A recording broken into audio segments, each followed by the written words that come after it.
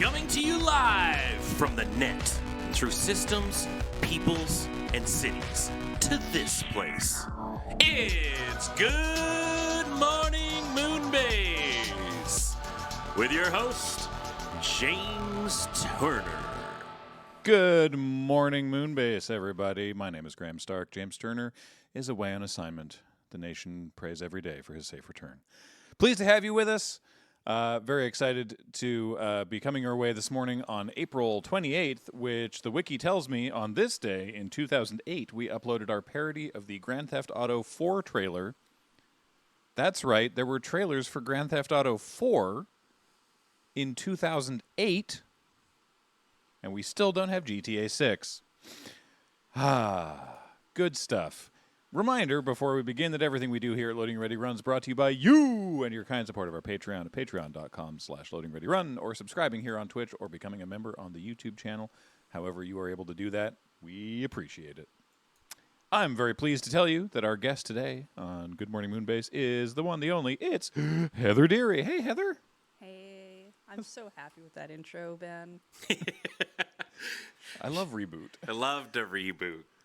Love the reboot. Yeah. You've seen the remaster stuff? No, I haven't. Oh, it's so cool. They found big tape. They have. I can't remember what the actual model number designation is, but very specific. They found these very large master tapes of some particular format, and they managed to find a reader for them. And they've been digitizing the highest quality of the tapes that exist. So they're not like HD, because at that time the notion of rendering something at 1080 or even 720 would be laughable, considering that this was a TV show that was computer generated. But they are still much higher quality than anything you'd be able to find sort of kicking around on YouTube. So that's fun.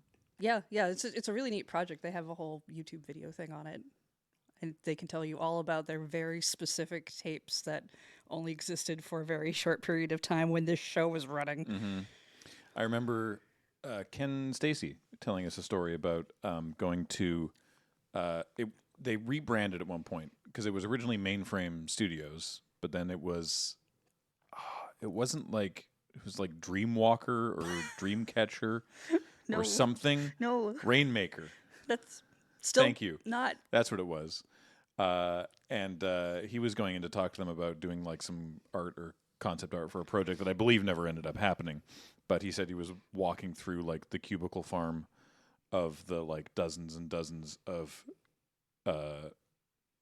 computer generated artists, just having their souls drained out of them, working on the endless direct to DVD Barbie movies. Oh. Yeah, and just sort of casting their eyes up to him as if to say, "Save us from this." Because all the Barbie direct to DVD movies that was also made by the same company. Yeah, that would make sense. Yeah. You watched the Canadian version, clearly, so you saw Of Reboot? Yeah. Oh yeah. Yeah. So you know about the different timeline where we have a YTV robot. Right. Yeah. It's not like a big difference of a timeline, but it's different. We're special. This is a random side story, but if you're keeping score at home, if you remember the TV show Reboot, notable at the time for being the first 3D animated computer graphics TV series, which was pretty amazing. It aired in Canada on the channel YTV, or Youth TV. Oh, that's right. That's what that stood for. Yeah, it was a show for tweens, or a channel for tweens and teens and stuff. So it was not for babies, but it was. It's where some of us got to watch our first animes. Yeah, exactly. Sailor Moon. I watched the first episode of Sailor Moon when it aired here in North America for the first time on YTV. We had a progression for TV shows, because we had Treehouse for babies. Yeah. And then Teletoon was kind of the in-between kind of one. And then YTV was that was the tweens one.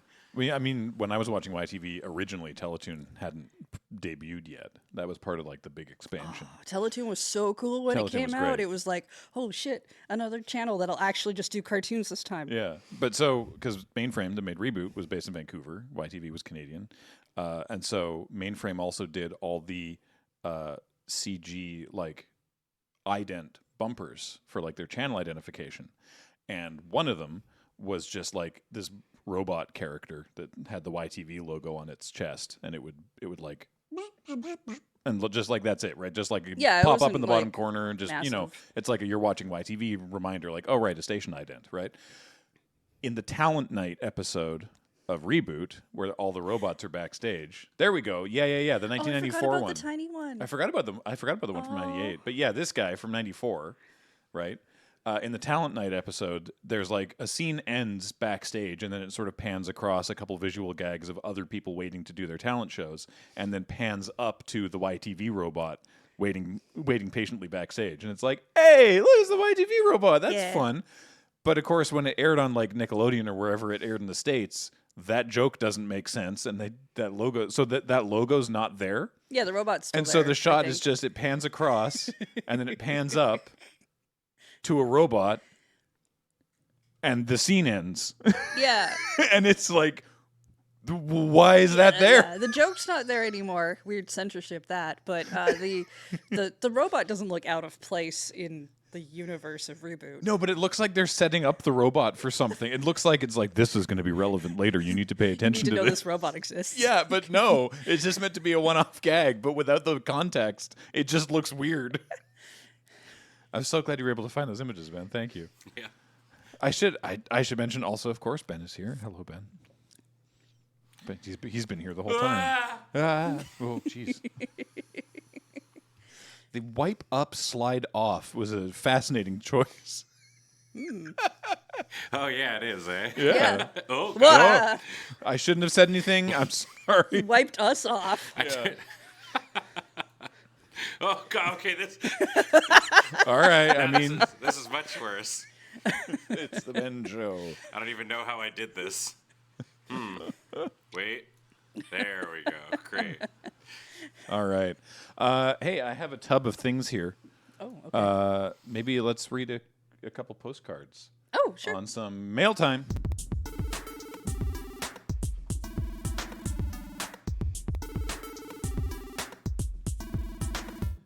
I have a tub. This has a D&D stamp.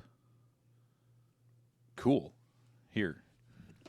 And I'll read this postcard. Perhaps I'll read another postcard after that, but I'll definitely read this one. It's like a 4-headed dragon hydra. It's Tiamat. Sure. They're in charge of all the dragons, I think. Is that because there's so many of them on one body? They just felt bad for them, and they're like, we'll let you be leader? Yeah. Sure.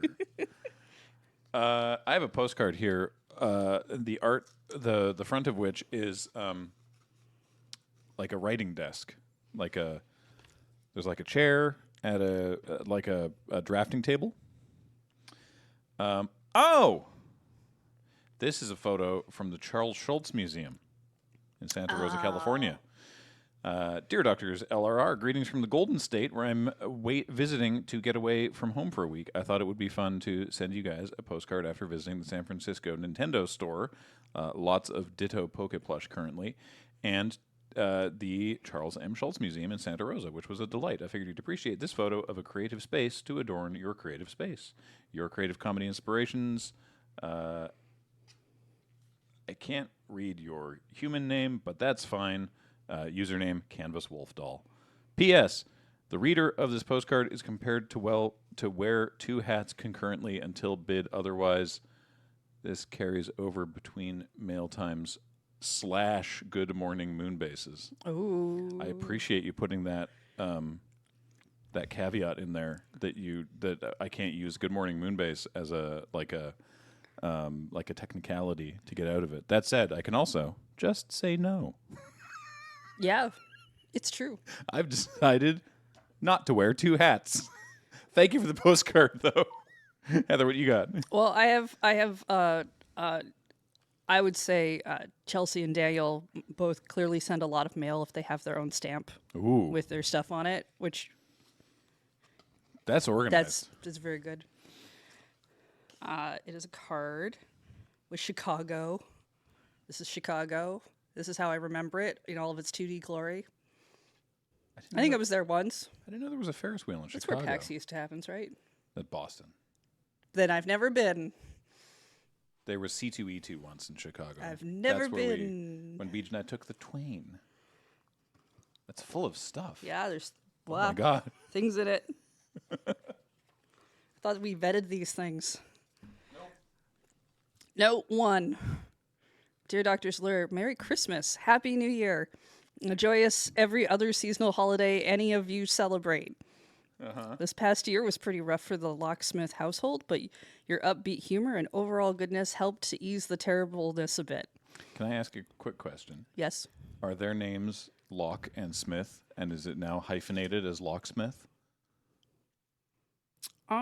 Well, it's not hyphenated here, but it could be an older stamp. I mean, that would be sick. Oh, no, it's Chelsea Locke and Daniel Smith.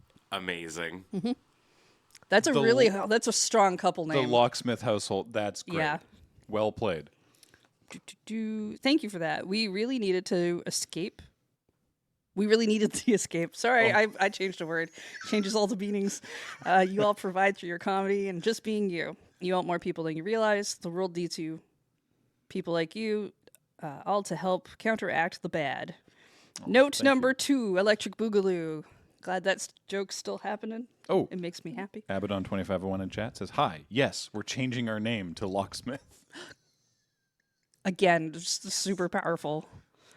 Didn't quite make it out before Christmas or New Year's, so happy 2026. Thank you for all the amazing content over the years. We will be going to London and promise to mail some postcards. This letter is short, but we will include our lore in the next one. Good. Thank you. Thank you for being a positive part in the world. No, I think... We clearly have enough questions that we do need the lore. I need the lore. I need people to, tell me the continuity errors of my being. Okay. This letter is for Ben, so Ben, you'll have to come get that. It's for me specifically? It says for Ben Almore on it. It's your name's on it, I promise. Oh, I mean, I can... You don't have to read it on camera. But you can have it. Yeah. You can say we kind of like you guys a lot. Keep being awesome. This is their YouTube watching ship. Oh, they're in the top 0.1% of viewers of the Loading Ready Run YouTube channel. Hey, nice. Yeah, and they Thank you. Is this one of those? This is from the They printed it out for our fridge. And this is fortunate. They also sent me a just one for you. Yeah. Thank you for uploading the VODs to YouTube so quickly. We love watching everyone, but often can't watch live. Yeah. How fortuitous my fridge. That this is a mail time thing with sub messages for specifically Heather and Ben. Yeah, that worked out. Perfect time to read this. That's wild. It's a little sticker. This is sick. I love this. Ben, thank you for the laughs. Please keep up the amazing content and bring happiness to our house. Aw. Oh, wow. And then an even bigger one. Whoa. Extra nugs. Damn. Thank you so much. It's a nug dealer. They got nugs in their jacket. Have you gotten nugged lately? Want to buy some nugs? You want some tiny me? That's very sweet. Thank you. And I will do one more real quick because this is sent by Deutsche Post, and this is the most I'm gonna obscure the return address, but this is very German. It's just the address. It's nope, that's it. And it was sent priority PP, so Oh well, I mean, so number 1. So they called me in high school. Ooh, yeah, very shiny star. Dear Graham, dear Beach, dear Paul on Tech, dear LRR crew, ? Anybody? We wish you a Merry Christmas and a Happy New Year. Thank you. Thank you for another year of laughs and joy. All the best. Julius, Michaela, and Freya. P.S. Freya painted the modern art on the front. Is that why it's in crayon? Oh, I love it. Thank you. Thanks very much. Happy New Year to you, too. I like that everyone is going to wish us every holiday because it means that no matter when we open these, somebody has wished us the right holiday. You just want to cover the I like it. spread. Yeah. Speaking of covering things, Heather, I want to talk to you about mindfulness. Oh, okay. Well, you should be that, I guess. That's what the internet keeps telling me. What I mean by that is, how you because in that letter they were thanking you for putting the VODs up online and Yes. and organizing everything. As a reminder, what is it that you say you do here? Well, Heather's our YouTube admin. Shoot, I have to tell people what I do. You don't have to, but just like to give people an idea of exactly, because I know that like from the viewer's perspective, generally what they are getting, their insight into your day-to-day work here is someone is doing a stream, fucks something up, and goes, "Shit, I have to tell Heather." Which isn't necessarily. Can't tell her. I told her earlier. Yeah, Sorry. that was a very That funny was a clip. really great clip. Yeah. So you know, what is that you strictly do in your day to day as YouTube admin? Because I have a follow up for how you keep that all straight. Okay, so for the VOD's perspective, the reason people have to tell me something has messed up is because we have a program that is looking at all the timestamps essentially of when people took a commercial break or went online and such, and it cuts those things out. And so if people do things in the wrong order, the program's not going to know what to do with that. This is our program. You may have heard it, the name invoked Axe Hand, named for the character Jeremy Petter played in some old crap shots. Yeah. Who has axes for hands. That's why we call it Yeah. that? Yeah. Oh, So, I had no idea. Fun fact, the original iteration of Axe Hand was made by Ian. Yes. And that's why he called it that. Ian will often call things weird whatevers, and he chose Axe Hand. Because he was doing VODs for a little bit, and then I took over. He made 3 little apps for us some years ago. There was Spider-Man, which converted videos to WebM. Yep. There was the Axe Hand, and then there was Doctor Doom.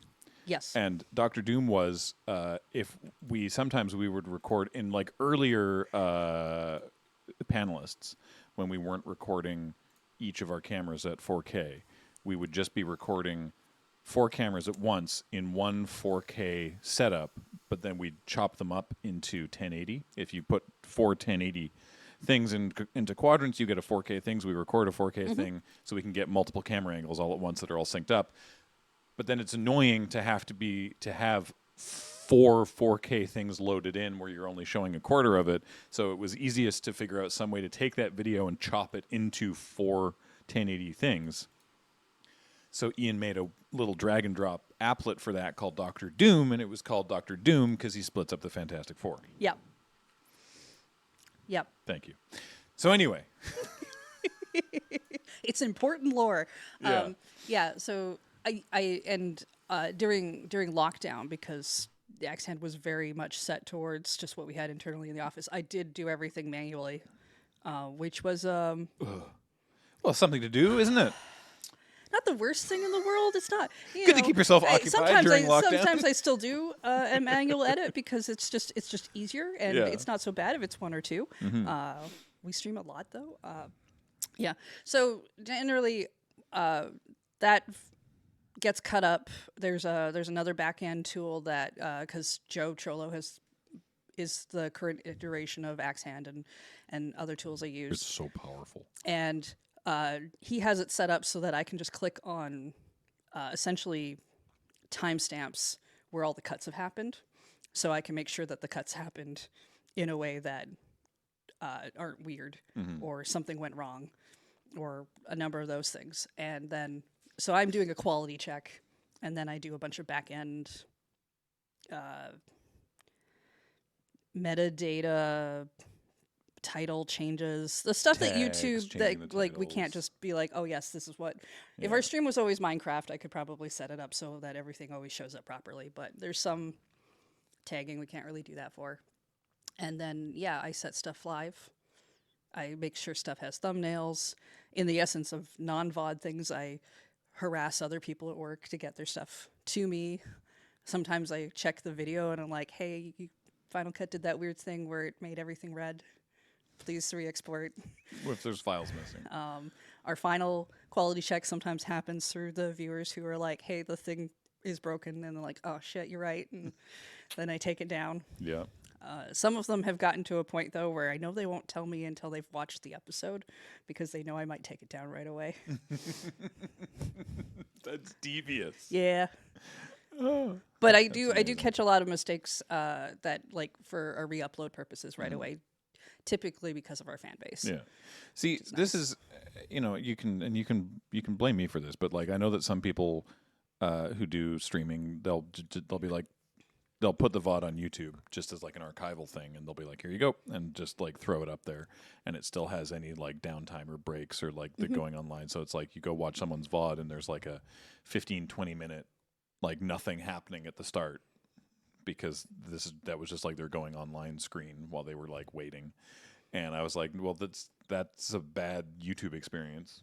Yeah. I would like to cut that out. And it should be pretty straightforward to do it, but amazingly now it's sort of automated that like it's like anything prior to the intro being run, eliminate all that, identify where the commercial breaks are, eliminate those, and then we have a scene that we go to at the end, and then it's anything after that gets cut off. And the problem is and I've done this many times myself, when we go to that scene, and then we're like I did this on a watch and play recently where we were on that and we were on the end, and then something happened and the game was still running and something happened, and I was like, oh, neat. Hey, wait, hold on, and cut back to it to show people, but then that messed up the timing for like where it messed up the data for that, and then Heather needs to go in and manually do it. So that's why we have to like tell Heather these things. Yeah. The other thing I probably should point out, because I believe Foxmar's been keeping a spreadsheet of all of our streams since the beginning. For years. Which definitely saved us when I had to do a catch up of when I first started, and I had to be like, I don't know what the heck we did for the last 6 to 8 months of whatever I was catching up. But it also really helps. Currently, like I have access to the spreadsheet, and sometimes I do updates on it because we change plans and we don't tell anyone, and I use it as like a really good resource for I know what we did that day, and I know what needs to go up. I even have Corey added this a couple years back when she was trying to mess with Axe Hand as well. The Google Sheets has like drop down menus you can do. So there's like a color coded drop down thing. So I know the state of the VOD. I know if it needs to be uploaded, or I make a note if it needs to be manually edited, so that when I come back later at the spreadsheet, I can be like, oh, right, that's why that's not up yet. But I also have like, I added, I think in the last year, a scheduled drop down, because sometimes I schedule stuff for later if it's on a different channel. Right. Like the tabletop stuff or Magic. We do Magic. Because now, Axe Hand not only does that cutting, where it cuts out the dead air at the front and the commercial breaks, but now it also uploads that as an offline video to the appropriate YouTube channel, which is amazing. It also gives everything some base tags, so like LoadingReadyRun tags and different things. So like Friday Night Paper Fight or the Sealed League streams, those automatically get uploaded once they get chopped up. Those automatically get uploaded to the back end of the LRMTG channel, or Let's Nope automatically gets uploaded to the streams channel, or Loading Ready Live. Well, this show gets uploaded to the Loading Ready Run YouTube channel. Yeah, Loading Ready Live is something I still manually edit because sometimes I have to the personal touch. Change out videos if there was a mic maybe running still while the video is playing, or I like to add in fades, fading in and fading out on scenes. That's my personal bias of I just think it's gentler for the viewer, but I guess it's not necessary. We could do hard cuts. It's nicer. So all of this is to say, where I was going with this from the front of it is that in your office, you might have seen this in the background of some shots, you have this big old whiteboard with a calendar and like magnets and stuff for like what is uploading when. And I love that. I feel like there's an assumption that it's like, well, it's just you have the computer, we do everything online, we have these apps and services that we use for organizing these things. You can just use that. But I vastly prefer to have something like that. It's so nice. Why are we like this? I think because we're both visual people. Mm. Like see I've tried to do I do have a digital calendar. I kind of try to remember to update, and I have a reminder that's like, hey, go look at your calendar and do stuff, but I don't remember to reference it. I have much more And- recently than I care to admit. Finally started to get a little bit better about using the calendar on the supercomputer I'm carrying around in my pocket. Yeah, and part of that's habits, but it's also just for me it's visibility. It's that thing's in your pocket, and I can put it away. And in fact, I want to put my phone away a lot of the time because it's an annoying burst of energy that's full of distractions. Where if somebody notifies me about something, even if I don't have to do it right away, now that's taking up my brain space. The whiteboard is a monolith that's staring at me at all times, reminding me of what work I have to get done. That's so much better. It's color-coded. It sounds scary when you put it that way, but For some people, it is. For some people, they can't take just words always being there where they can see them. That's why you have there's stuff about removing all the labels of your products when you put them out on shelves and stuff, because your brain will try to read them when you can see them. But that's what I'm using that whiteboard for. It's a if I look over, I can immediately see what I've done that day or what I haven't done that day or what needs to be done in the next 3 minutes. we did that for when we were doing CFUT back in December. We have our like task tracking software that we use, and I had all the different segments of the show in there and the sort of the state that they were in. But then also Kathleen and I like basically mirrored that on the whiteboard in our office just so that we could be like that. Right. Yeah. Right? It's just like it hits different in a way that I can't totally articulate. And sometimes I find it really helpful to just have it laid out like that. Well, I mean, you could look at the idea of what I have, and what we could have is we could have a really cool calendar that I probably could have on a system where I move on like a pulley or something, so it's constantly updating, and that wouldn't work for me as well as magnets.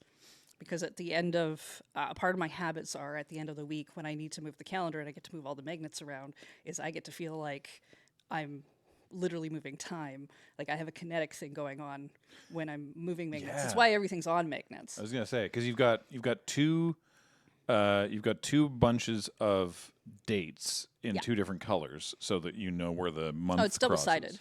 Oh, is that how they do it? Yeah. Oh, fun. Yeah, and I flip it to the other side when we go to a new month, so that I have it's red on one side, black on the other. Yeah. So I think April is on the black side right now, and when we hit into May, you can tell because suddenly all the numbers are red. Mm-hmm. And then how often do you like shuffle it up? Once a week.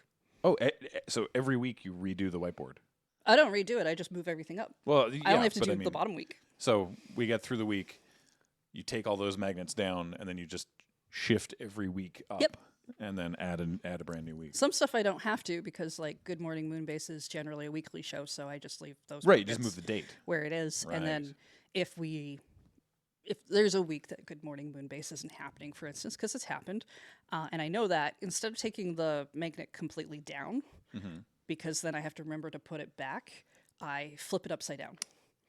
That's why you'll see stuff flipped upside down on the board. It's just kind of like that's not happening this week. If it's at the bottom, it's I need to update that, and I haven't gotten to it. But I know that because you can't read it properly. Because then I should have taken a picture. Because then you have you have a series of magnets with like different shows annotated. Yep. So that you can put them where they need to go. And like right now we're in the middle of the panelists. We got 2 episodes left. Only one? Yeah, we're on episode 12 this week. Only 1 episode left of the new It's season a of real panelists, everybody. doozy. It's a good. I mean, it is because we left that one for then. Exactly. You should make sure you're. And boy, keeping up on the episode 11 panelists. was amazing. Oh yeah, there's. Jordan and Beach is quite a combination. I don't think I've seen in action. My favorite thing of the panelists is my favorite dichotomy of people is when you get someone like specifically Adam and Beach, because Adam will just say something unhinged and you see Beach desperately scramble to yes and when he's like, Uh-huh. Yep. Yep. Absolutely. And as well as he knows Adam, he doesn't know Adam to the depth of like Ian yet, which means he has to actually try to scramble. There's a knowledge base there he's not sure what to work with. Yeah. It's very funny. So yeah, who's in the last episode? Hang on. I know. Beach and Jordan. No. Sorry. On the forthcoming the fourth one. final episode. Myself and Ian I'm gonna guess Nelson, given the thing. and Nelson and Kathleen, I think. I think those are the two teams. And I mean, you could check. We have a powerful tool of organizing that we actually use on our phones. Because the whiteboard's more for me. It's also useful for a couple other people in the office when they see it and they know how it works. Because I know I've seen Graham looking at it being like, when's that due? But we also use a thing online that's more meant for organizing everybody so that we know where projects are and when stuff is being edited or if it's been forgotten. Sometimes stuff gets a little... We need to put that to the side because we have this other thing happening. I was correct in my breakdown of things. And I don't know if you still do this, but I know for a while, certainly in sort of like in lockdown stuff, you were doing a lot of bullet journaling. Is that still something you're in? Oh, hey, well, look at this. Right here. Sweet. This is 2026. That's a thick book for the year. I guess there's Where am I in it? a lot to journal about. I've had a hard time. Now is this like an organizational tool, or is this a like this isn't for sort of like on Tuesday I have a dental appointment. This is like I stopped doing that because I found that didn't work for me. yeah. I tried to use the digital calendar for that. This is more sort of like archiving memories and stuff. A little. So I have like some organizational stuff. Maybe not that page. Oh yeah, you're not obliged to share any. of this. No. I just there's like okay. So like I do a calendar spread because I enjoy making the calendar of the month and having that kind of as like the title page of the month. Hologram stickers are dope. And I mostly like to just decorate it with stickers because I'm. If you watch a bullet journaler on Instagram, you will lose your mind because you will think that all that is going to happen is 6 hours of artwork for a single page. Remember that those are influencers. please don't ascribe to that kind of mentality. Somehow, their job is to bullet journal real nights. Yeah, and that's cool. I think that's great. I think I wouldn't survive much. So like this page is mostly like I'll put down mostly like work schedule stuff, but I don't use it for that kind of thing. It's more decorative. I do use this one, which is this is my stream schedule, and it's a very basic kind of morning, afternoon, night fill-in thing because if I'm streaming in the morning, I know that block is just done. And then on this side here, this is actually my YouTube VOD thing. So everything that's highlighted is like the day that I want the VOD to go up. And I have all the days because I have all the days on this side and it's just mirroring here. But then I just started doing this. These are stickers of book covers for the books I've read that month. Oh, fun. So I got a little photo printer. And I just print out little stickers of my covers and stuff. And I do it for my video games as well. So I keep a video game log of what I've played that year and what I thought of it. And sometimes I have to go back and remember to update that. So there's like a journaling component. I've got a list of stuff that's like, oh, I should get to that. And then I have to remember that I wrote that list. But then I have like, I keep what I call a chaos list, and I do it monthly so that I can take off things that I clearly am not going to do, but I wrote it down. And after a while, you just stop writing it down. That's part of how bullet journaling works, is like you should repetitively write the task every single time. And at a certain point, when you get annoyed with that, you're either going to do it to get it off that list or you're going to dump it. Makes sense. But the chaos list is more of I have a day off. What the heck do I do? Am I going to sit here for the next 3 hours thinking about what I should do. No, I wrote a list for that. I can narrow this down real quick. Because I will sit on the bed for 2 hours going, I could go outside. Where would I go? Well, I could go over there. I shouldn't spend money today. Okay. Well, that's not an option. What about this other thing? I don't know. Oh, shit, it's been an hour. Let me just check Instagram. Oh, shit, it's been another hour. Well, I don't have time to go outside now. That's how my day will go. Yeah. Oh, yeah. It's I know that. It's not great. I had to be so restrained last night because James got sick and wasn't able to do the League of Legends on Crossing the Streams, and so you pivoted to Super Battle Golf, if I recall correctly, and so you were on that. And James Yeah, was it was like, great. James was like, "Hey, you played it last week. Do you want to play it again?" And I was like, "Yes, I do want to play it again. I want to be on that stream way, way more than what I set this evening aside to do, which is my taxes." Oh, yeah, I you would- should definitely do those. I really want to play Super Battle Golf instead of doing my taxes. That's not an equal thing. But I said, no, I cannot do that, and took care of the taxes. It's fine. It didn't even take that long. I didn't have to set aside an entire evening for it. It took like 45 minutes. But I was like, ah. Yeah. So I do have older bullet journals that I did do a lot more heavily. Like, I tried to keep everything in, and I did really well at that for a year or two. And they are more fun to look back on now because they have like our meeting notes in them from work. They've got time logging in them for all the stuff I did for work because for a while I was contract position. So I kept track of like everything I did in there, as well as the thing that I submitted every month. This is a little leaner because I've found that I don't have the time to. I used to invest like a couple hours every Sunday, just always doing my bullet journal. I don't have quite that time now, so it's a little leaner, but I still do journal entries in here. When it strikes me, I like to take the photo printer and print off photos I've taken with my camera to kind of denote some things, or it's a really great place to keep movie tickets, or you have to think of it as kind of like a half scrapbook yeah. as well.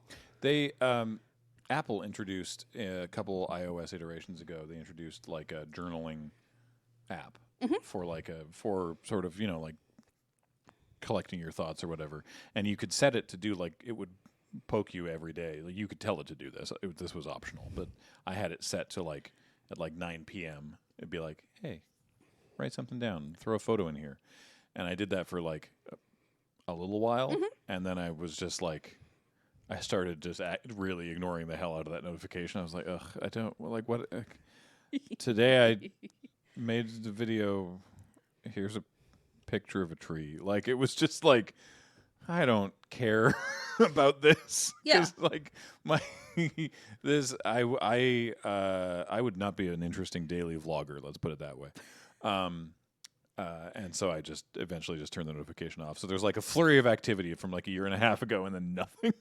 You will find anyone, a real person who does bullet journaling, and I say real As opposed to the influencers. as opposed to Yeah. an influencer. You will find that if you were to look through one of their bullet journals, you will probably find that January to February, every day they wrote all kinds of stuff, and then suddenly like March to July just might be missing. That's the point. That's why you do it in a notebook with numbered pages and stuff. You don't use a calendar system that's already laid out for you. You can. There are some people who really thrive with that. I've looked at a bunch of them because they look so cool, especially like a lot of the. I always pronounce this wrong, so it's like one of the Japanese Hobonichi style things where they have all kinds of really cool calendar stuff with the moon and like phrasing, and they translate them into English because they are that popular. And I look at them and I'm like, that's so cool. I wouldn't use that because it's a vertical calendar. I wouldn't use that because it's that. If I buy this thing, I'll be very happy for 5 minutes until I try to use it, and That's then why I I will buy ditch things. it. The oh wait, no, I lost. Oh right. You're just talking about like bullet journal influencers. I've recently realized that I feel the same way. But so I watch a lot of like reviews of cameras, and people talking about how to do color grading and stuff, and like tutorials on like cool lighting and like how to light a scene or how to color grade a thing, or like sort of editing tricks or whatever. And I recently realized, I'm like, these people don't make anything. Yeah. All they make is this. Yeah. These people can make an amazing tutorial on how to do lighting, but that's what they make. Mm-hmm. They don't make things other than that. They're not making art. They're making tutorials. The tutorials are very good and they're very artistic useful. and they look great and they're useful, but like they're not actually making things with that.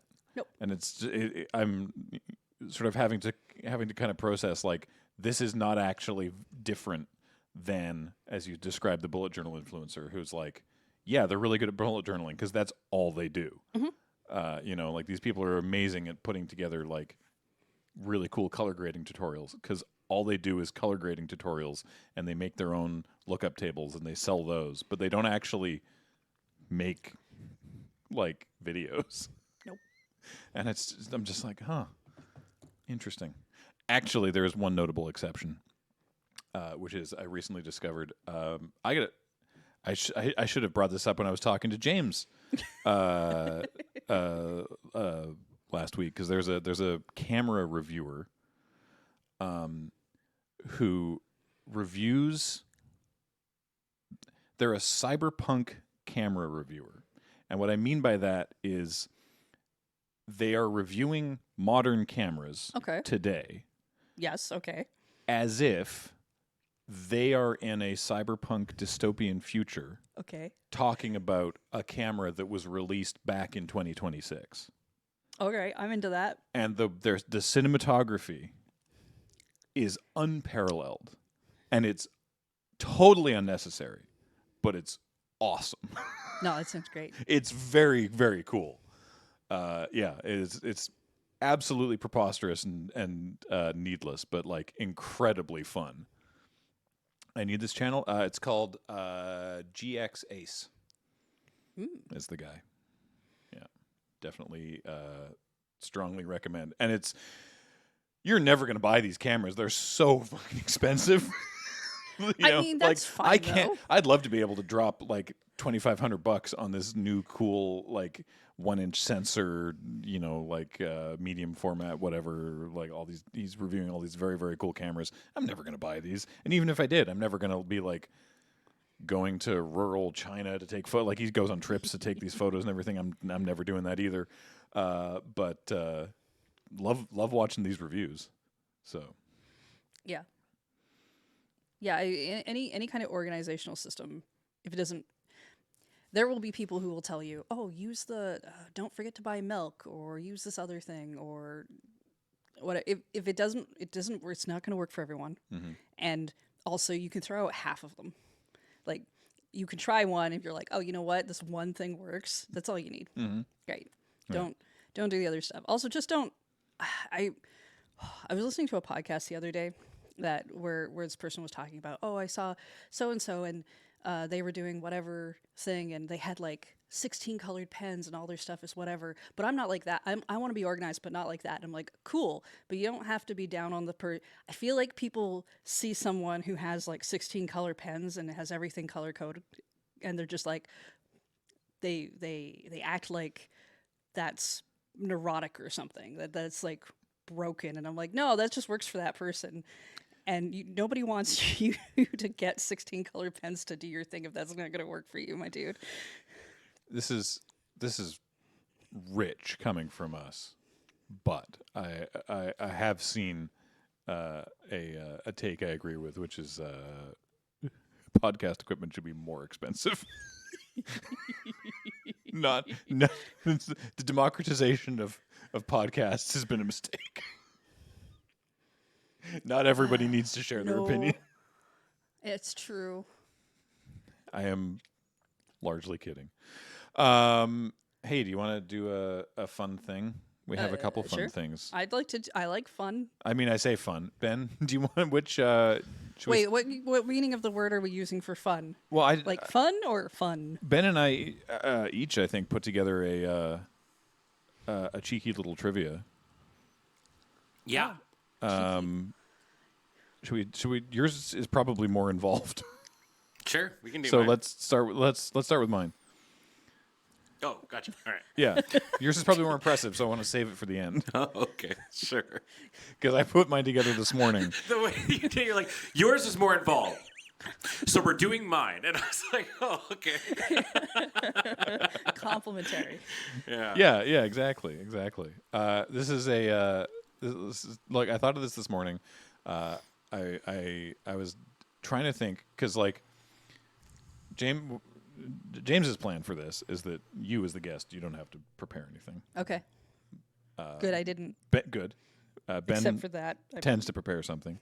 James tends to prepare something. Yeah. Tends. I feel like Ben does way more prep work than James. Yeah, but I was like, I want to do something, but I could not for the life of me think of something. So I was like, well, I'll figure it out. Got up this morning, reading the news. Awful, Oh, but yeah, it did. I did that by But it did accident, make too. me think of something because there's a lot of news about the Strait of Hormuz, right, where the oil supposedly travels. Anyway, Did you say the word moose? Hormuz. Okay. I just thought I blanked out there for a second. I'm sorry. I'm not a morning person, so it doesn't seem beyond the realm of possibility.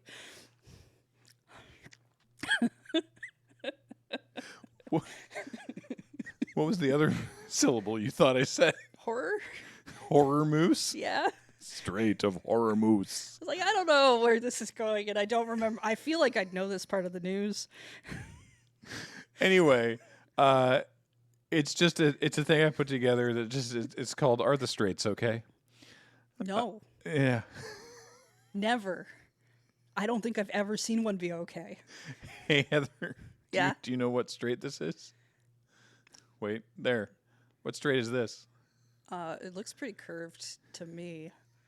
So, denial. Straits. Straight as in body of water. Yeah, I can see it written on the screen. I'm I know. ignoring it. I can tell you I'm not going to know any of them. Look, that's where we are. That blue dot is That's where where we I are. was when I took this screenshot this Oh. morning. That doesn't help me, but it is there. This is probably the most relevant one, certainly the closest to us. That is the Strait of Juan de Fuca. That is the one that separates Vancouver Island from Washington State. I will remember Wanda forever. It was named by Charles Barkley. The Not that one. the video game character? There was an explorer named Charles William Barkley in the 1700s Oh. who Was he good at named basketball? he named the strait for Juan de Fuca, a Greek navigator who in 1592 went on a quest to try and find the Strait of Anian, which ended up not being a thing that existed. I'm going to level with you, Graham. Yeah. This bit is not dissimilar from what we were giving Ian crap for on live, where it feels like it was like the name and then we worked backwards from it. Where Ian came out and was like, no, Loading Ready Run eats ass. And we're like, okay, no, what's the bit? To be fair, I thought of the name about halfway through when Oh, I was did you? like, Okay. when I was Oh. like, Yeah, yeah. I wonder what we could do with this. Yeah, yeah. All right, there's not that many of them. Let's see the next good. one. Okay. What's this one? Okay. Europe. Europe is nowhere in this image. Shit. I'm really bad at geography. I ignore it a lot. You can kind of see that this is Anchorage, so we got Alaska on the right. Oh, it's really zoomed in. It's really zoomed out. We're way zoomed out. That's Alaska on one side and Russia on the other. That's the Bering Strait, All right. which is what. So when I mentioned Juan de Fuca was looking for the Strait of Anian, which didn't exist. Which is not this one. This is the Bering Strait is sort of where it's like if they almost found it, but they didn't. Anyway, it's named for an explorer, a Dutch explorer, Vitus Bering. Vitus. Vitus. You live or die by that name. Oh my goodness. I would definitely get a nickname. And I don't think I would want it to I'd be like, just call me the V. Anything is less than Vitus. Yeah. The full name is on screen in 2 areas. No, there's the Bering Sea, which is not the Bering Strait. And also, we On the can't... top it says Chiquichi Sea. Yeah. We But also... also you can't see that much. Yeah, you also can't... It's hard to read the blue on blue from here. Next. More Canada. Thank you. I noticed St. John's. Oh, yeah, this is a little bit between Quebec. No. Is that not Quebec? That's That's straight- Ontario? That's between Newfoundland and Labrador. Ontario. Oh, okay. That's the Strait of Belle Isle. Thank you for joining me in this geography space. And I Ben. can, like, see it closer, you know? Yeah. Belle Isle, named for beautiful island in French. Oh, yeah. That's what that means. But it's French. Yeah, It must be Quebec.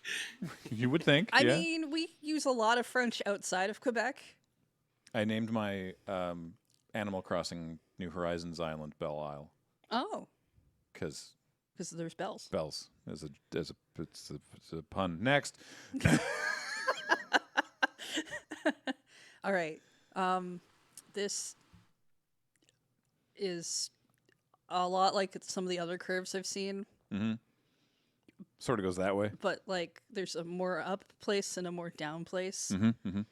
All of this is correct. And I can't hardly read anything, so the one word next to the line looks like it says tangerine, which is probably wrong. Also incorrect. Yeah. Yeah. But it does look like tangerine, Tangier. But yeah, Oh, okay. So it's relatively Yeah. close. this is the Strait of Gibraltar. Gibraltar. Whose name is Gibraltar? I'm so glad you I asked. assume every explorer named one of these, so... So, Gibraltar is from the Arabic Jabal Tirak, Okay. which means Tariq's mountain. Tariq ibn Ziyad was a Muslim who conquered the Iberian Peninsula, which is the northern part of the image there, in the 600s. So he named a piece of water after a mountain? No, he didn't name it. He helped. He led the conquering of the peninsula there, which is Spain currently. And then they named the mountain at Gibraltar after him, and then the Arabic name got anglicized to Gibraltar. Oh, okay. I mean, that makes sense. We always change I things. say that's Spain, but there's a really teeny bit of it that's technically like UK overseas territory because of the way that things are. I couldn't tell you who owns what pieces of land because it always seems like they're Just assume angry. assume Slight the anger. assume the UK and work from there. Okay. It's like, who owns this? It's probably the UK. It's Yeah, probably I mean, England. they definitely went out and tried to do a lot of that. For Yeah, a and then it's while. like, no, it's not England. Oh, okay. But is it still in the Commonwealth? Like, you can work back from. Is it still part of the EU? Is from- it like from colonialism, Which yeah. one of these things? Next.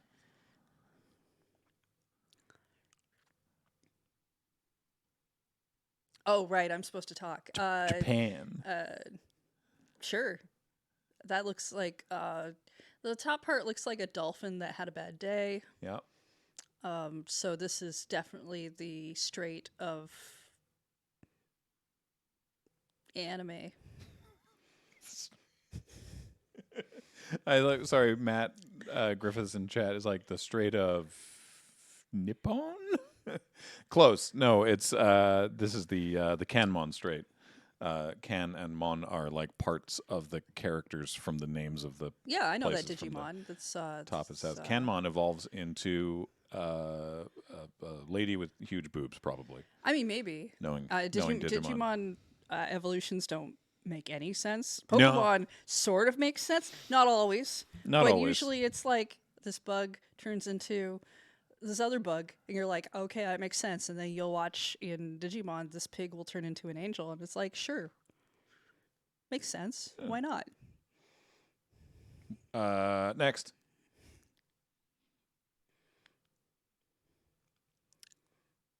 What defines a strait?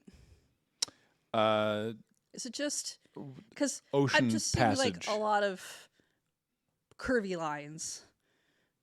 Straight, it has no bearing on whether or not it's no bearing, Vitus bearing, on whether or not it's straight or curved. It's just it's a water This is passage. water passage, and they said we should call that a strait. Yeah, but it's a different word than It's this is. gotta be- This is Northumberland Strait. I mention it mostly because That's the UK, right? no, that's Prince Edward Island. It's between PEI and New Brunswick and Nova Scotia.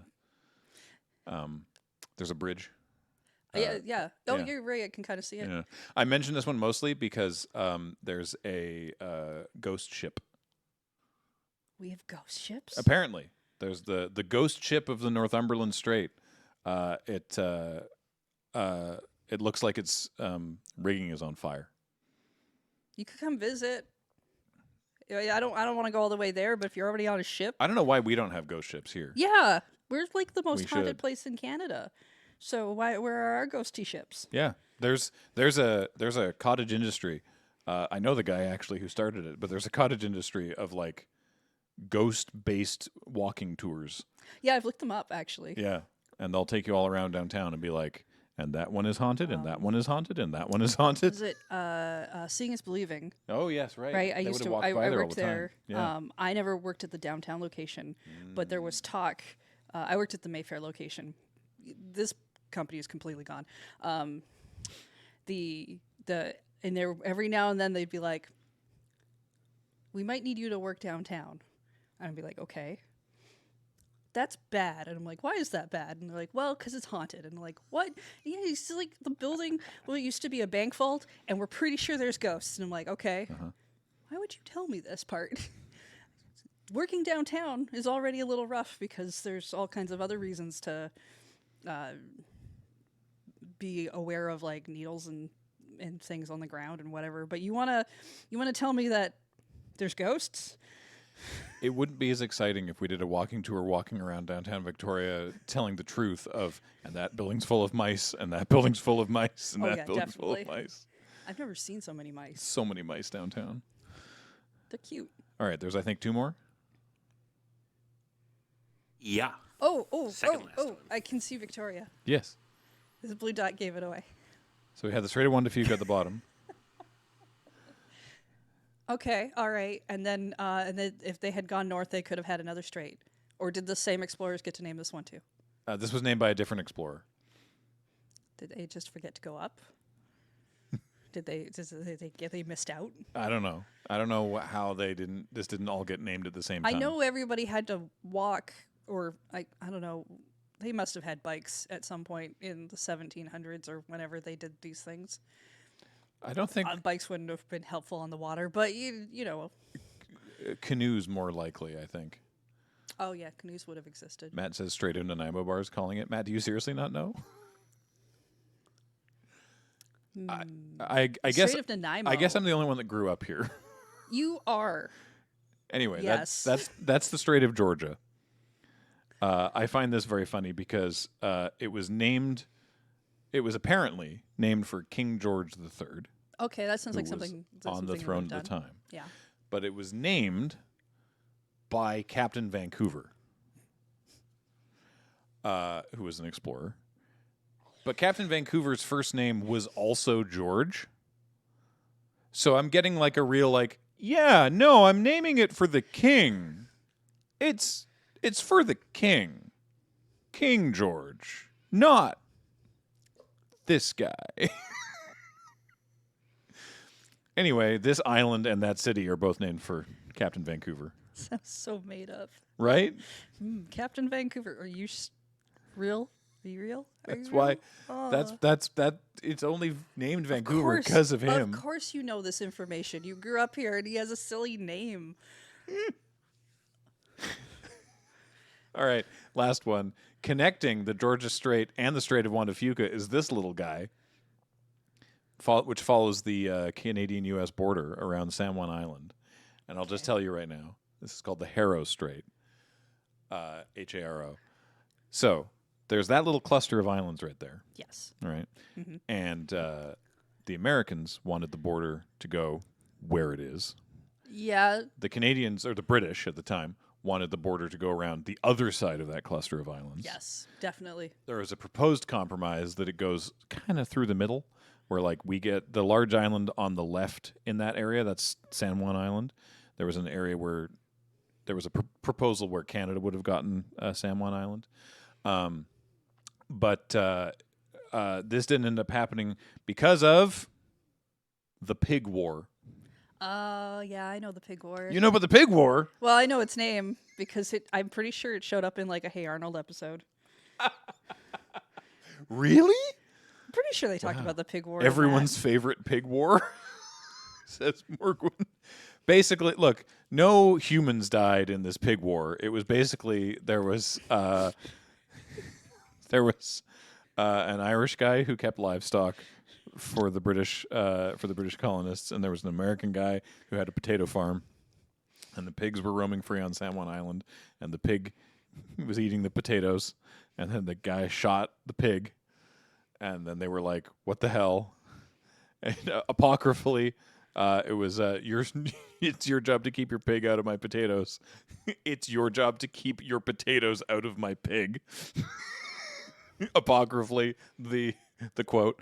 And then they were like, "All right, I'll give you $10 for the pig." And I'm like, "No, give me $100, which is like $4,000 today." Bickering back and forth, and then like both sides' militaries, like navies, like showed up, and were just like posturing. It never came. It was never like officially a war. It never came to conflict. Nobody died. Nobody got injured except the pig. And then it got sorted out, and this is where the border ended up. But it is referred to as the Pig War. Really taking that "you and what army" approach Yeah. a little too far. Yeah. You remember when people would use the word war, and it didn't really mean what we mean today? Mm-hmm. I mean, I don't know why I say remember that. Like the World War was where that kind of really took off. Yeah. So it's not like we were around earlier. It feels similar to the, I'm amused by the name Pig War in the same way that Australia has the Emu War. Yeah. Like it's an entertaining thing. I think that's why more people know it than you think. Yeah. I think what Or at least know of it. They might not know what it really was, but Yeah. they've heard the term. and to put a button on the bit, no, the Straits are not okay. Never were. Never were. Never will be. I don't know. I can't see what you just did, Ben, but I heard. Yeah, you okay?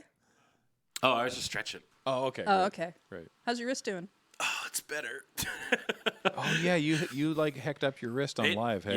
Yeah. The next time we do that, because I'm sure we'll come back to it, or in a handcuff in some way. I recommend handcuffing your wrist perpendicular to whatever you're handcuffing it to, as opposed to bending it in a weird way. Also, we should maybe consider not child-sized handcuffs. We could get fuzzy handcuffs. Ooh. I mean, we should, but why are handcuffs child sized? They're not. They're just Maybe I just got Popeye arms. tight. Yeah, right. They're just tight. Too much Okay. spinach, Ben. I've been saying this. Yeah. We have a bunch of zip ties we could have used. Oh yeah. Zip tie yourself. Yeah. Yeah. For Those those at least we can cut if anything goes wrong. who don't know what we're talking about, go watch the most recent episode of Loading Ready Live. There's a segment called Cursed Tetris. That's very good. Honestly, from what I've seen of this show, if you liked last week's Good Morning Moonbase, you should watch the last Loading Ready Live because there's some mask shenanigans. Yes. Do you do chapters on live? Yes. Great. There you go. For your benefit. Here's another thing so this is tangentially related to what we were talking about earlier. Heather and I commiserate all the time on how YouTube just does stuff or doesn't do stuff, but they'll just make decisions and be like, it works like this now, without warning, and seemingly for no reason. It's a big problem, and it's not exclusive to Google. No. I know that this is a problem with other tech companies It's as just well. the one we interact with, and therefore we're always the angriest. But at. it's really bad at Google's in particular, which is that to maintain tenure at the company and to not get laid off or whatever, to like prove your worth to the company. It has nothing to do with maintaining or shepherding a good product. It's all to do with successfully implementing a project. Mm-hmm. Like that's how the internal metrics are handled. This is true at Amazon. This is true at a lot of places. And so it's like no one working there actually gives a shit whether or not it's a good idea. It's to the manager's benefit to make sure that they can say, look, I did an idea. We did a thing, we worked on it, and we pushed it out to production. I have been successful. Give me my bonus, please. Yeah. Whether it's good or not. And one of the things is they were like, hey, what if we go back in time to all of people's previously uploaded videos and just add chapter markers? God, I hate when that's the thing I hate the most is when they're just like, what if we just do this thing to everything? And I get why they're doing it in the sense of like, you want people to see that the website works that way and does whatever, but they always just do it. And I'm like, and sometimes some things will be channel based. It'll be like, oh, click this box and the whole channel won't do the terrible thing we've implemented. Some things will be, no, if you want your video to not have that, you have to go in video by video and take it off. That is not feasible with our backlog or our 5 YouTube channels. Are you? Which, by the way, because we have 5 Yeah. YouTube channels, I see when they change things. Oh, it's very funny because of the because rollout. not all our channels get features at the same time. Yeah. But I see things like, oh, I'm in the LearnMTG backend. So I see they've decided to round the corners on all the buttons today, but not over here. Oh, I'm in this channel. This thing that used to be a checkbox is now a drop-down menu for some reason. And now I have to remember that when I go to the other channels, I'm not being gaslit. It's just different. And my brain is going to get a little caught up on what the heck is this? Why is this different? How complicated is it for you to show a YouTube video? Not very. Why? Okay, well, because there's specific. I just want to show an example of this. There's one of our crap shots. Do you remember which one, Heather? There's one of our crap shots from a couple of years ago, and it's like Paul and Kathleen sitting on the AFK set talking about D&D, and it's like 2 minutes, 2.5 minutes. And for whatever reason, that's a video that YouTube went back and added like 12 chapter markers to in a 2.5 minute video. Yeah, they will do that. And I don't know which one that is offhand. Okay, it got brought up on the Discord a while back. I'll see if I can find it. Otherwise, this is just me wasting time. Yeah, like the only video I've seen them do good auto chapter markers on, which is a thing that you have to turn off video by video, by the way, which is why you'll find old videos that have weird things on them. If chapter markers that we've set usually have timestamps in the description. That's how YouTube knows that you want to do a chapter marker.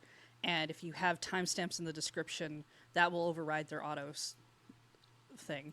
But if you don't see that in a video, chances are good that video has been auto chaptered. The only video I've ever seen us get a good one for was when we did the iPhone features sketch.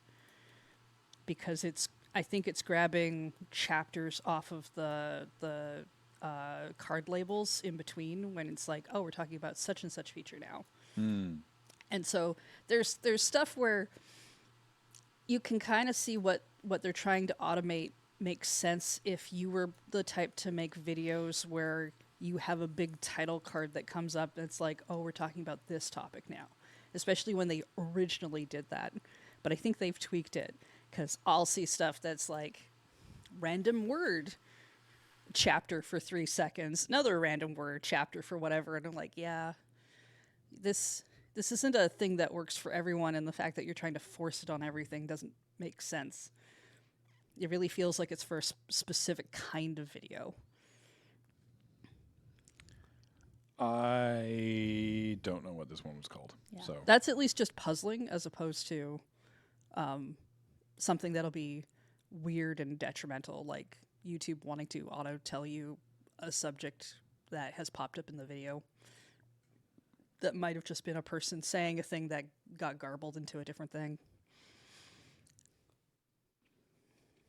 Or the new stuff is that it's when they take away features that I actually use that I hate.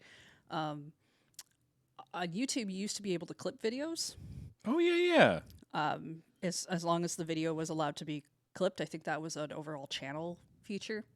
And there'd be like a little scissors icon underneath a video, and you could essentially make little clips so that you could share those as opposed to the whole video. It was very useful. They took that off. They're swapping it to some sort of shorts-based thing. I sort of looked at it. It's definitely AI-powered, and I hate everything about it. Mm-hmm. It doesn't make sense to me. But they also just like, because they took away, I know your favorite one was the series playlists. Yeah, that was great. Where it would say series number and episode number. For a lot of people who watch YouTube regularly, you'll know that they took out your ability to rearrange the order of a playlist so that you can watch it from back to front or front to back. You used to have this power, and they took it away from you. And I don't know why, because there's no reason for that to go away. I have a couple, Graham, if you're... Oh, okay, based on sure. Yeah, suggestions from I don't know people. which one. I can't find the one that I was thinking of, but yeah. So, one of the ones was the DMs. Oh, this one. guess. This is this one. Yes, yes. Thank you. Okay, so Yeah. are you just looking? So it's broken into like a bunch, but it's just like cosmic horror, dark fantasy, cyberpunk, swag chum, sci fantasy, Okay. and then Pathfinder. Yeah. I don't know what. This is a 2.5 minute. What is swag chum? Last Swayze punk setting I heard about was steampunk. Personally, I found it a bit hard to get a grip on. Maybe what I'm really looking for is a bit of sci-fantasy. Wait, sci Okay, fantasy? so I isn't guess the it's like Korean pop literally- song? It's picking up certain keywords from the Oh, from swag chummer. the- Last Swayze probably from the auto Yeah. scripting. Auto-generated captions, yeah. Yeah. Which is funny because sci-fantasy is definitely meant to be Ooh, swag SCI chummer. Last Swayze punk setting dash fantasy. Yeah. But the chapter marker said SAI fantasy. And then Pede suggested the Brews, which is broken up into like a bunch. Liquor too. store, Summer Breeze, Trappist IPA, wild stuff. And then it's just wild stuff It's for just the wild rest of stuff the for video. the last little bit, which I assume just goes like. Allowed to buy it. Oh, that wild stuff is cute. It's like And that's, there you go. Yep. Oh my god. What? The, Like, Yeah. The new thing they've added is quizzes, which I don't think I've seen anyone actually use yet. what? So when you go into the back end of a video, usually this is where you can put in stuff like your end card, where we put up like, hey, go check out these other videos or whatever. That's very common on YouTube.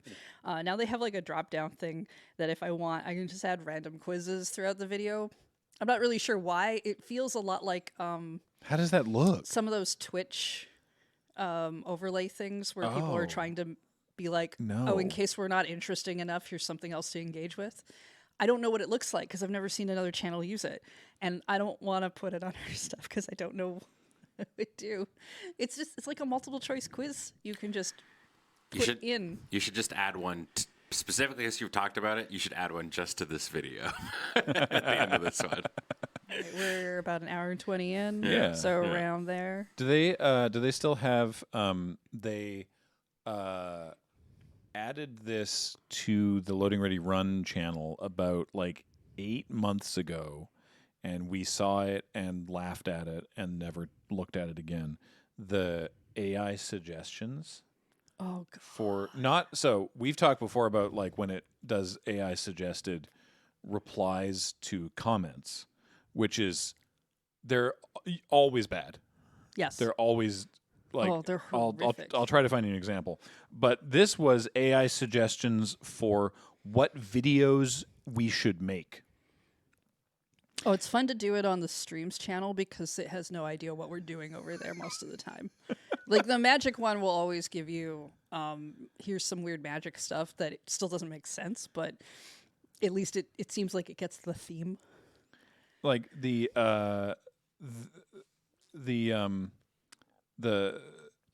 Magic Channel was like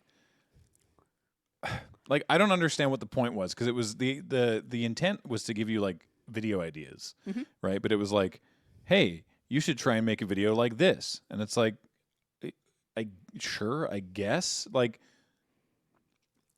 ideas has not traditionally been the challenging part, or at least that's the part that's some of the most fun. Yeah, is yeah. coming up with ideas. Yeah. Whereas it was like, you should try doing a video essay exploring a deep dive between Arena and Paper Magic. Yep. Like, and a I lot was of like, them are why? What? a lot of them are ideas that if I just went into YouTube and I wrote like current Magic set name and hit submit, and I looked at everybody's videos, I'd be like, all right, so I should do a top 5 about this, a top 10 about this, some sort of deep dive about this topic, news topic. Like, it's like a lot of the things that it will suggest is, I mean, it's just a regurgitation of other stuff, but you could figure that out by just going and looking at videos. And in fact, if you make a lot of Magic content, you're probably pretty aware of like a lot of the other stuff that's going on for Magic content. My favorite one on my YouTube channel, as I decided to see if it could figure out what I was about. It tried to tell me I should make a video about what the idea of what Necrodancer would be like if Hatsune Miku was in it. This was 3 months after Hatsune Miku already had DLC for this game and was in it. They're like, yes, if I were to make a video that was like, man, what if Hatsune Miku was in this video game? God, I would look like an idiot. Imagine if Craterhoof had haste. That's so funny. Wow. All right. I'm like, no, I can't imagine. All right. These are, I can't find anything good. These are all banal, but it's a very nice comment on the latest Commodore Hustle. A lot of people very happy to see Commodore Hustle back. Someone commented, haven't checked out LRR in 10 years. Oh. Literally identical tone. Massive kudos, guys. Hope you're still having fun and willing to put pumpkins on your heads. Okay. Lovely comment. YouTube suggests I can respond, we're still having plenty of fun and the pumpkins are always on standby, or glad to hear we haven't changed that much. I wish I could turn off the suggestions for the auto reply, like a weird robot things, because they're not on all of them. No, It just it's puts only them on some of them, and it's just like, here's some stuff you could say, and like, could I take this off? I just want it to go away. I'd prefer you not have the feature at all, but I would like it to go away because you've added extra words to my screen space, and it takes up so much extra space on the screen. Someone said, Commodore Hustle and panelists within 24 hours, oh baby, you're spoiling us. To which I can respond, we aim to please, or enjoy the content marathon. I've seen some that are like, someone will comment on a thing about how maybe we should have done whatever, or we should try certain thing, very basic whatever, and the answer will always be like, yeah, we'll think about that and we'll give that a go next time. And I'm like, I don't want to say that to this person. Yeah. We're Next time you do a video about Gib replying to tweets, it's going to get wild, says a commenter. I can respond, you've got no idea how right you are, which implies that we're definitely doing that. We've already done one, yeah. Or consider the warning noted. Okay. I couldn't find any examples on the Magic Channel, but those are always the funniest because it just fully gets stuff wrong. Have you seen the clown event still possible meme? I got to actually use that phrasing the other day. I was so happy. That incapacitated me for a solid 3 minutes the first time I read that. For You need to give context. For context, this was iOS has an option you can enable. I do not have this enabled, where it will give you an AI summary of like a text message chain, like if you've missed a bunch of text or like an email or something. And so this was there was a group conversation. Someone said they couldn't make it to like a planned dinner or something because they'd gotten sick. Someone else said, well, I'm still down to clown if other people are. And the AI summary was like, like so and so sends regrets, comma, clown event still possible. Yeah. Yeah, clown event still possible is one of my favorite phrases now. I have been using that in regular parlance since reading that. Clown event still possible is one of the funniest things I've Yeah. ever read. In fact, James, because James asked me if I wanted to be on Good Morning Moonbase, Yeah. and then like a day later, he was like, "Are you still down to clown if Graham was here?" And I was like, "Finally, Clown event still I possible. I can write this phrase in a way that makes sense." Oh my god. All right. Hey Ben, Yo, what you got going on? this will take longer than 5 minutes to do. Oh, that's fine. unfortunately, We so- started a little late, so I assumed we were going to run over time. Well, we're coming up to an hour and a half already.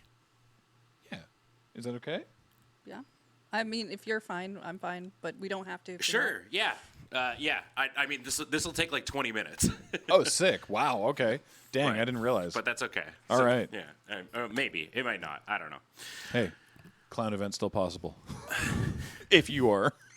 Sure. Yeah. Okay. 1 sec then.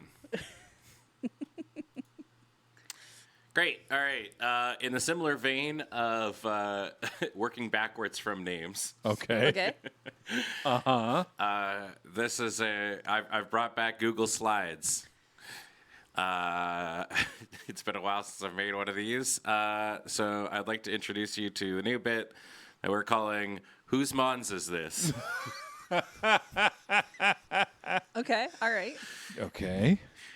So these are weird Pokedex entries in the Pokedex. Because I know that Heather's a Pokemon fan, as is indicated by the T-shirt that she's literally wearing today. Great shirt.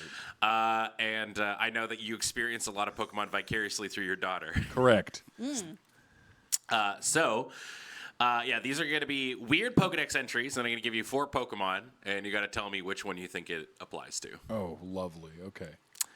So I think that even without Pokemon knowledge, you should be able to like look at the thing and make a reasonable guess. All right.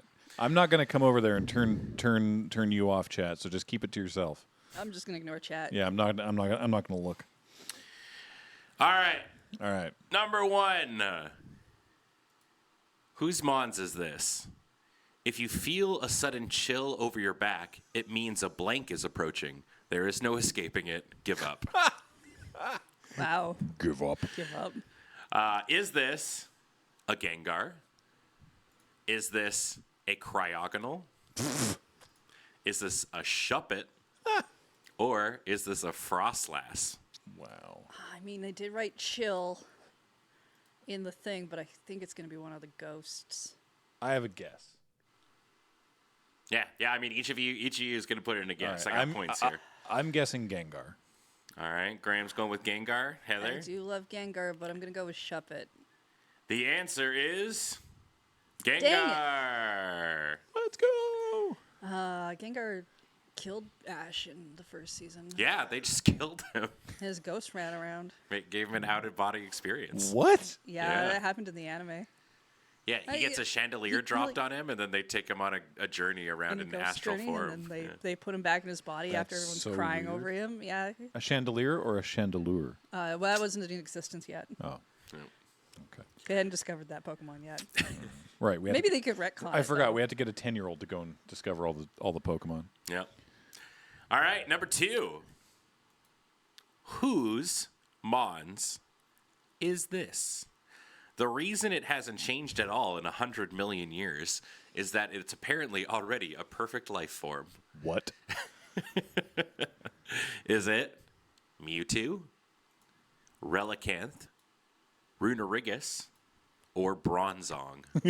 Okay. Well, I know it's not Mewtwo. Because Mewtwo was He was made in a lab. made in a lab. Yes. See, I do know some things. So I have a guess already, but I'll let you get a guess in first.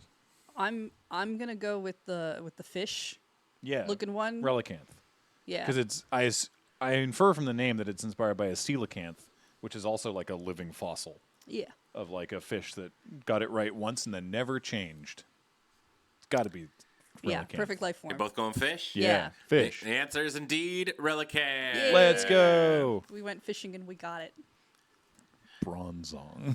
Bronzong. All right, up next. Whose mons is this? If a child it has made friends with is bullied, it will blank will find the bully's house and burn it to the ground.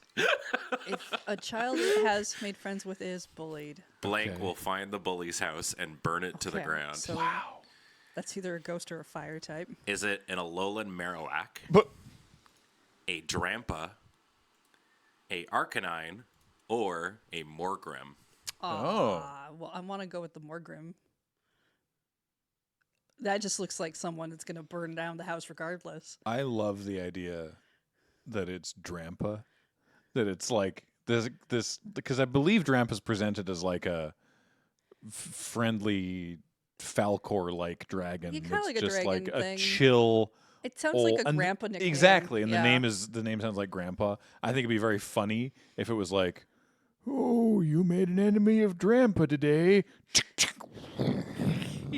But I think it's Arcanine. My actual guess is Arcanine. All right, Graham's going Arcanine. Heather, I'm going with the goblin. you're going with Morgrem. Graham, you should have listened to your inner senses. No kidding. It is Really? indeed Drampa. I've only seen Drampa in new Pokemon Snap. He didn't seem like the type. Yeah, I've seen Sun and Moon, which is what this is from, and Drampa's super chill.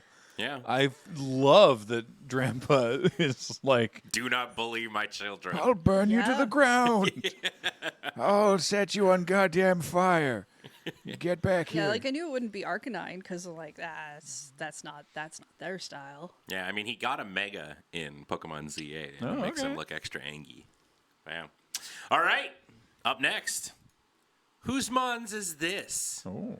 It happened one morning. A boy with extrasensory powers awoke in bed, transformed into blank. What the fuck? This is in the Pokedex entry. This is a Pokedex entry. What? Yes. Oh. I was gonna put what generation or what game it was from because they get different ones each game, but that might give I feel like some of them Opening away, with "It happened one morning" Yeah. is such an amazing Yeah. like Gregor Samsa. What like? All right, is it Mr. Mime? Is it Elgium? Is it a Meditite? Or is it a Kadabra? I think Mr. Mime is too obvious and terrifying. I think it's that extrasensory powers.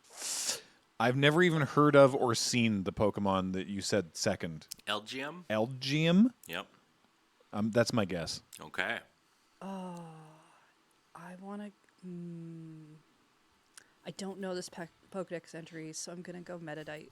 You go Meditite. Okay. The answer is Kadabra. No, I thought that was too early. Yeah, it's from Fire Red. Really? Kadabra Oh, goodness. evolves from. So a kid woke up and turned right into. Apparently. This happened Just one day. jumped the. It happened one morning. You don't generally, as a human, evolve into the starter form of a Pokemon. It's what is it? That sarcophagus Pokemon that's like the human Cofferigus? soul. Cofferigus. So you die and become that, maybe. Yeah. But Yeah, I mean, Yamask isn't on here because it's too obvious, but Yamask is also one of those weird ones where it's Yeah. like, it's actually a person who died and is holding a mask of their face in front of them. yeah, ghost Pokemon are really weird. Yeah. But yeah, I guess he took a spoon and went off into the world. Up next, whose mons is this? Blank's droppings are hot, so people used to put them in their clothes to keep them warm. What? They take the poop and they put it in their clothes. And Oh, Well, go you into know. hot poop. gets them all toasty. Oh, good. Okay, is it a Darumaka? Never heard of that. Is it a Carkol? Surely. Is it a Torchic? Or is it a Wooloo? A lot of people have Wooloos in that one game. And that game is set in like not Scotland Yep. or not Legally distinct Scotland. legally distinct the island of Great Britain. Yeah, the first one is based on that Japanese doll. Are you full of the eyes? Yeah, the Daruma. Yeah. Yeah. I've never seen that before, that Pokemon before. I've seen the other three. I've never seen that. I mean, that he one looks like before. the kind of goblin that would poop around your house, but I don't know that I you would put that in your clothes. I'm gonna guess. I mean, this. I'm gonna go with the charcoal-looking one I was gonna because I say, want to You want hope that. Carcoal? It seems Yeah. so obvious. but- Carcoal and Wooloo are from the same gen. Yeah, Really, I didn't. Yeah. Oh, I did not play far enough into that game. they're both in Sword and Shield. Yeah. Yeah, I kind of tapped out after the second gym. The I gotta start reading the Pokédex the entries. villain motivations in that game are very suspect. Like, Yeah. I don't think that game's particularly well written. Mm-hmm. All right. Well, in the interest, I think Carcoal is a good guess, but potentially is too obvious in terms of being a throw here. So I will go for Wooloo. Okay, Graham's on Wooloo, and you're on Carcoal, Heather? The answer is Darumaka. Yeah, he's got hot poop in your area. That's not what he's holding, That is by not the what way. he's holding. He's holding berries and food. But I don't like this Pokemon. I've never seen this you before. probably not like his evolution, Darmanitan, either. I want to just. Yeah, Darmanitan's quite. Oh, there we go. I Showing want to on my boot. map. I want to boot this creature. It does look like a soccer ball. Yeah. All right, up next. Whose Mons is this? Oh. It resembles a certain Pokemon introduced in a paranormal magazine, described as the offspring of a blank that fell in love with a robot. What fan fiction are they writing these Pokedex entries? Wait, hold on. So, the description of this Pokemon is that It resembles a certain Pokemon from a magazine, describes the offspring of this Fell in yeah. love with and a robot. So Yeah. the Pokemon. You'll see why in a sec Okay. here. So the reason being because there was a whole generation in Scarlet and Violet, or in this case Violet, of Pokemon from the future. So there's Iron Valiant, Yes. Iron Hands, Iron Bundle, and Iron Jugulus. So. I feel So like this we're is- on a fan wiki. Okay. Yeah. right, So right, right. this is like it depicts a Pokemon from like this is Hariyama and is Iron Hands. So, that fell in so love the with a blank robot. there is the Pokemon Yeah. that fell in love with the robot, and we're picking one of these. Okay, Yeah. I got it. Yeah, in a paranormal magazine. Described as the offspring of a blank. Like, I do feel like I'm on a fan wiki. It does have a little bit of fan-made Pokemon. The Paradox Pokemon, definitely more so the future ones, are very fan-oriented, I think. I'm going to go for the Iron Bundle. I think it was a The Delibird. Delibird that Yeah. fell in love with a robot. God, I want to go with the first one. Iron Valiant. Yeah, that was- looks like somebody's That'd be a D&D character based on Guard. a Pokemon. A Guard. Gardevoir? No. It's a Gardevoir or a Gallade. Gallade. It's kind of That's both. the Yeah. man's one, yeah. That fell in love with a robot, yeah. It's kind of both, yeah.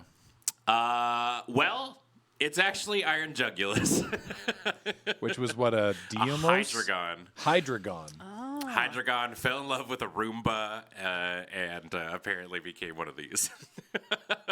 The idea that You think there falling was in love with a robot means that you can also Well, fuck and I make a mean- baby and with have a baby, robot. yeah. Rotom is basically just a piece of electricity, and there's several versions of it because it's like the refrigerator one Yeah. and the oven. So was there a Rotom inside the Roomba? Oh, maybe. And then they maybe that's kinda how it happened. Got a little, you know. Clang, clang, clang. I'm half Clang- robot. Cling Clang is a different Pokemon. Oh, okay. All right. Up next, whose Mons is this? This is, even though we are not doing well, this is great. You're doing great, I think. It always scowls in an attempt to make opponents take it seriously, but even crying children will burst into laughter when they see Blank's face. Mr. Mime. Is Okay. it Young Goose? Oh, yes. Is it Lycanroc? Is it Primeape? Or is it Mastiff? What in the Disney is that? It's Mastiff.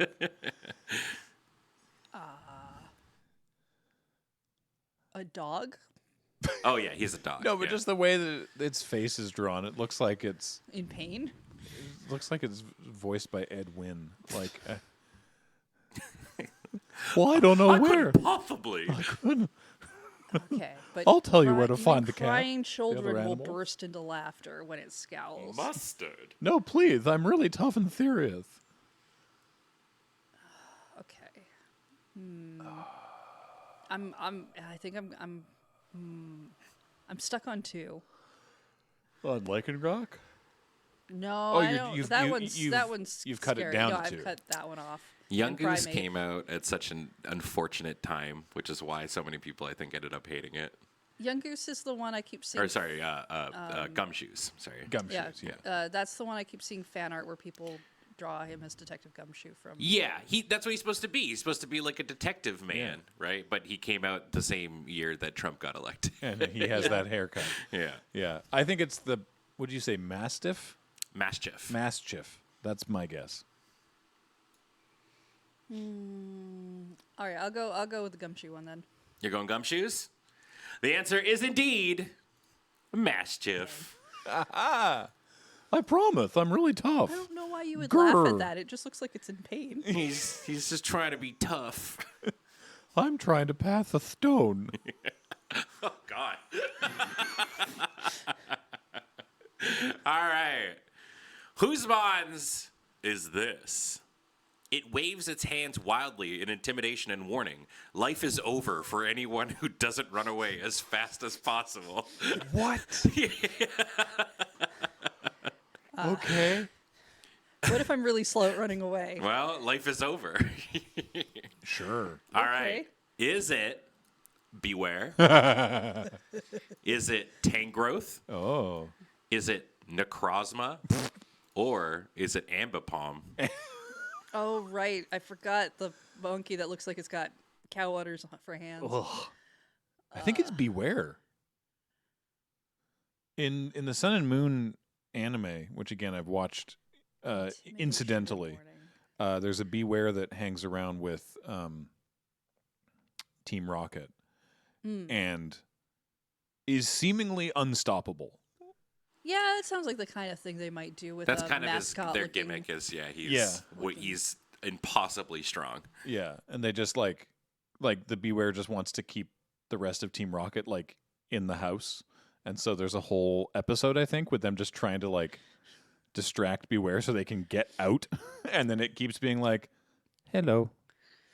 Yeah, Team Just Rocket's the real stars of that show. Yeah. Yeah, I'm not familiar with the third one. That- Necrozma? Necrozma's like the big villain from Sun and Moon. Yeah. Definitely looks like a villain. Which Well, one's... he's like he's the Pokemon that they're trying to the villain is trying to capture. Oh, okay. Messes yeah, with yeah. people's minds. So it's probably not that one because that seems actually scary. The best you Pokemon would game need to of all wave your time. hands in intimidation if you already look like that. I guess. I mean, I think that like some characters' mom gets like banished to the Shadow Realm by She Necrozma. opens the Shadow Realm. She's the one who Right. wants to go into ultra space. Is this a Yu-Gi-Oh Ultra crossover? space. Yeah, No, Lucamine. it's just weird. Oh, okay. Because their dad is there. Or their dad is Necrozma? No, it doesn't have. I don't even. It's not a dad related thing. It's literally she's just like she wants to. She runs the Aether Foundation and wants to like use it to control the world essentially. I'm gonna go with Apom. You going with the extra Ambipom? hands. And Graham, you go with Beware. Yep.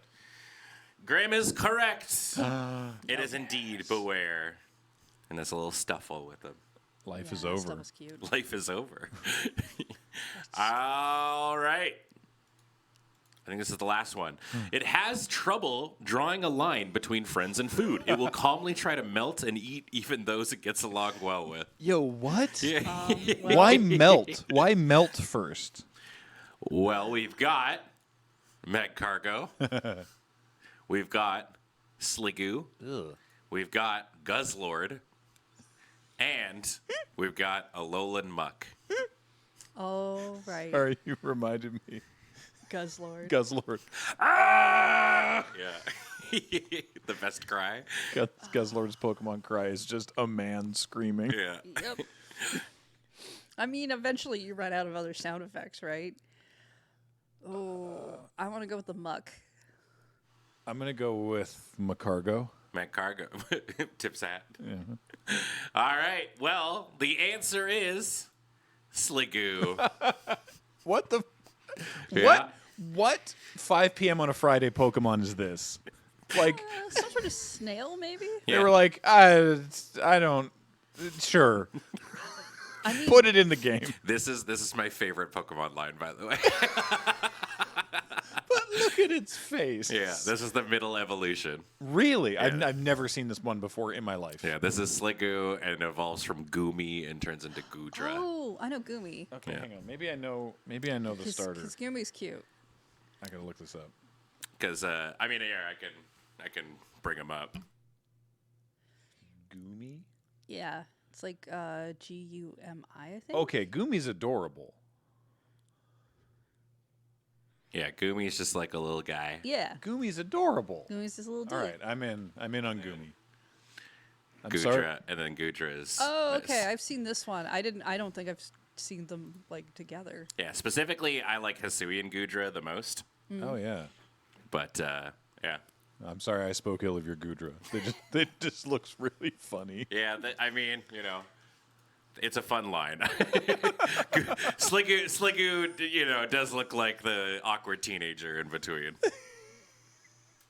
Middle evolution. Yeah, yeah. Oh boy. Well, there you go. Congratulations, Graham. You know your Pokedex entry. Somehow. Thanks, Penelope. Appreciate it. All right. Well, last thing then before we wrap up is, of course, because James loves to ask this question, so I will as well. What media are you enjoying at the moment?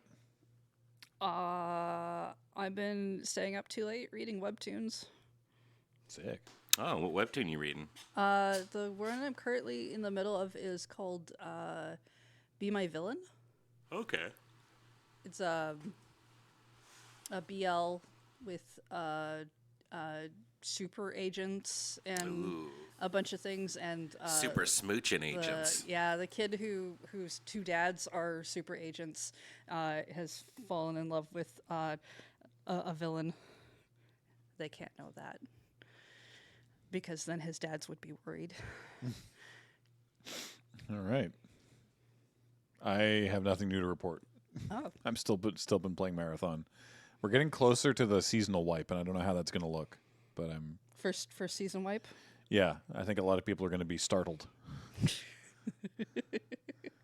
Where's all my stuff? I don't know. We'll find out. But yeah, I have nothing. Hopefully, next time I'm on the show, I'll have new things to talk about. Whenever that is, it should be James again next week. In with, do we know yet? I don't know. I won't be there Right, because I'll be flying home. But right. It might be me. Maybe I'm it's doing I might be where you are. yeah, or Paul. Who knows? Who knows? knows? Could be anyone. Could be anyone. Well, except for the people who won't be in the office. Even a boat. Maybe we do like a remote one. What's up? Welcome to Good Morning Moonbase. I'm here with I'm Graham. I'm here with Heather. My guest is Boat on Tech. Toot toot. Yeah, exactly. Perfect. Well, hey, that will do it then for Good Morning Moonbase this morning. Thank you all very much for joining us. I have been Graham filling in for James, and Heather has been here. Thank you, Heather. Ben's been on Tech. Hi. And we really appreciate everybody watching. Reminder, of course, everything we do here at Loading Ready Run is brought to you by you and your support of our Patreon, patreon.com/loadingreadyrun, or by subscribing on Twitch, or by becoming a member on this YouTube channel. We really appreciate however you are able to help make all this stuff work. Until we talk again, or until James talks to you again, this has been Good Morning Moonbase. Goodbye, everybody. Bye.